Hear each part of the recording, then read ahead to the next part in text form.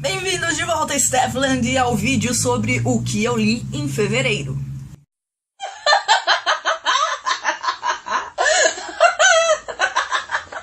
Fevereiro é um mês mais curto, né? Então é claro que as leituras acabam sendo em menor quantidade, ainda mais quando a gente começa com um livro dessa grossura. Meu primeiro livro de fevereiro foi Carry On, da Rainbow Rowell. Carry On nasceu de Fangirl, outro livro da Rainbow, da história do Simon Snow, que em Fangirl é como se fosse um Harry Potter daquele universo. Ele é um menino mago que vai pra uma escola de magia, lá. Lá tem o Basil. Já que o nome é Basil, deve ser Baz. Eles têm uma relação muito conturbada. O Baz é um antagonista principal de toda a série do Simon Snow. Só que aqui ele já não é mais tão antagonista assim, porque a gente descobre que o Baz, na verdade, tem uma gigantesca paixão platônica pelo Simon Snow. E o que vai acontecer a partir daí é lendo pra saber. Eu me apaixonei por esse livro loucamente. Eu simplesmente não conseguia parar de ler. É muito bom. Ainda mais se você já tem curiosidade sobre como é o universo do Simon Snow depois de ler Fangirl, se torna mais empolgante ainda ver como funcionam todas as coisas. E o final é muito bom também. A história toda se manteve muito bem durante todo o livro e isso é uma coisa difícil de acontecer. Super recomendado. Segunda leitura de fevereiro foi o primeiro volume da série Conjurador, O Aprendiz. Nos primeiros capítulos dessa história, ela não estava me convencendo. Mas depois que a coisa engrenou, uau! Eu necessito da continuação disso daqui o mais rápido possível. A história fala sobre o Fletcher, que é um rapaz órfão que foi criado numa aldeiazinha no norte desse... eu esqueci o nome. Hominum, que foi adotado pelo ferreiro da cidade. Eles são extremamente pobres, como tem que ser numa história dessas. Um dia, um viajante, um ex-soldado, aparece lá com um livro de conjuração. Os conjuradores são guerreiros extremamente requisitados em Hominum, porque são raros. São poucas pessoas que têm no sangue o poder de conjurar. E, devido a vários fatores, o Fletcher acaba ganhando esse livro conjurador e resolve testar pra ver se ele consegue fazer uma conjuração, achando que ele não vai conseguir e depois pensando em vender o livro. Mas ele consegue. Ele conjura um demônio muito raro, só que acidentalmente ele acaba atacando o filho de alguém muito importante da cidade, que vivia implicando com ele e tava tentando matar ele, na verdade. Então ele foge dessa aldeia e vai pra cidade principal do país dele, onde tem uma escola de conjuradores. E lá ele aprende a desenvolver esse talento dele e faz amizade com os rejeitados da escola, porque são alguns plebeus. Geralmente, conjuração só ocorre no sangue dos nobres, mas alguns plebeus desenvolvem isso por algum motivo.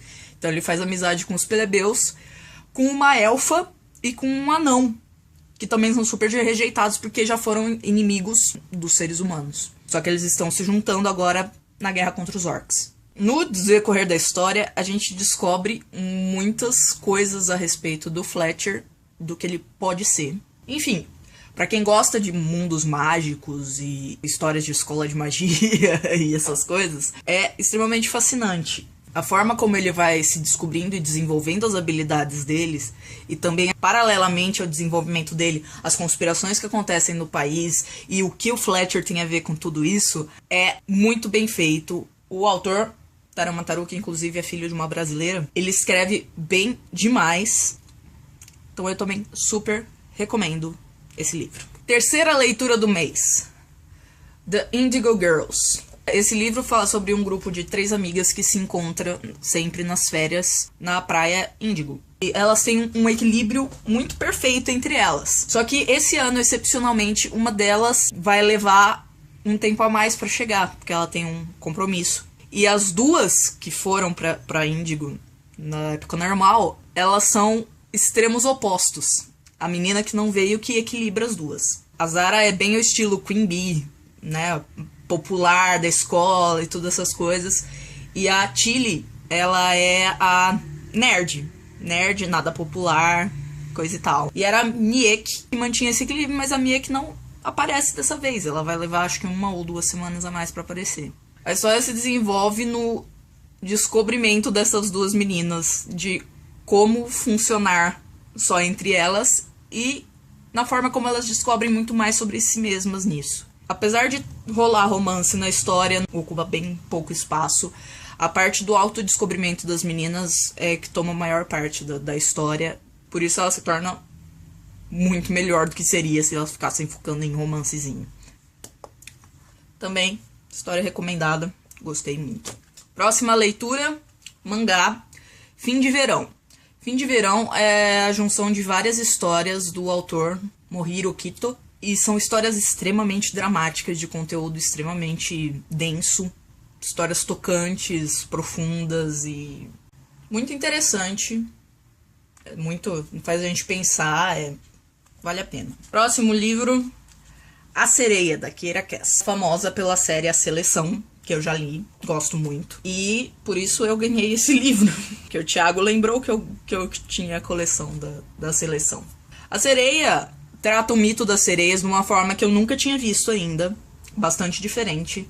Elas vivem em terra, elas são sereias por pagarem uma dívida com a água. A água é uma entidade que se alimenta de seres humanos em naufrágios e afogamentos. Naufrágios causados pelas sereias. Então, essas sereias elas são salvas desses naufrágios em troca de passarem 100 anos sem envelhecer, sem nada, mas alimentando a água com as vítimas do canto delas. Mas, como elas vivem em terra e elas querem viver em sociedade, elas têm que se fazer de mudas, porque ninguém pode ouvir a voz delas e não ser hipnoticamente atraído para a água. E, obviamente, o que acontece? A personagem principal se apaixona.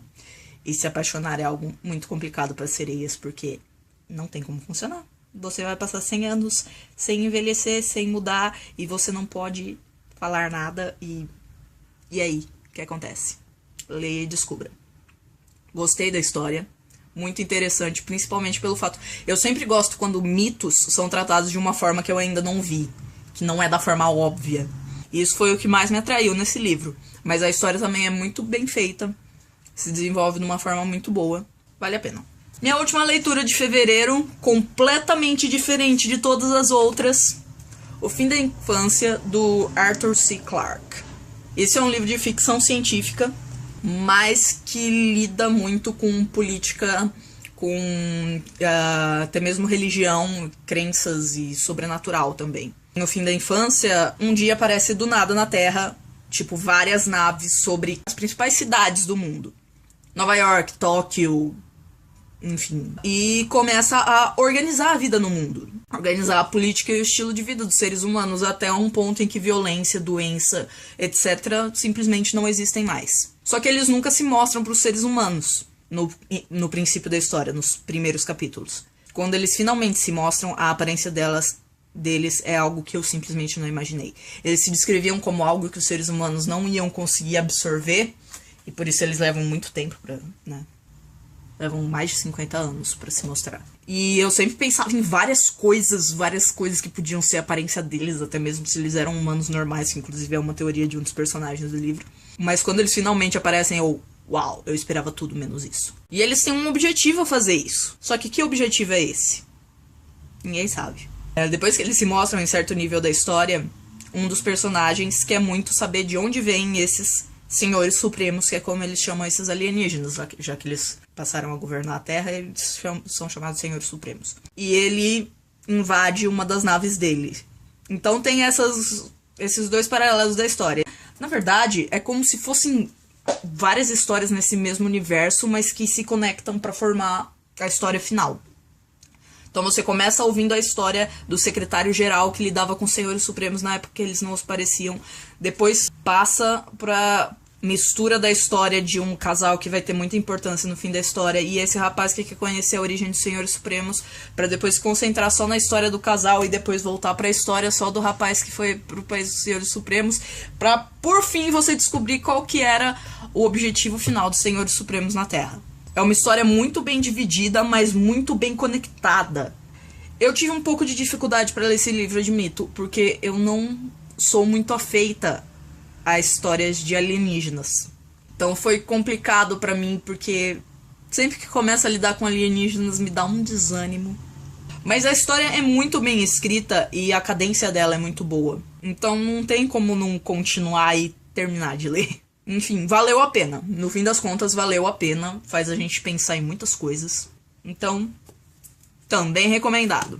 Só leituras boas em fevereiro. É isso dessa vez.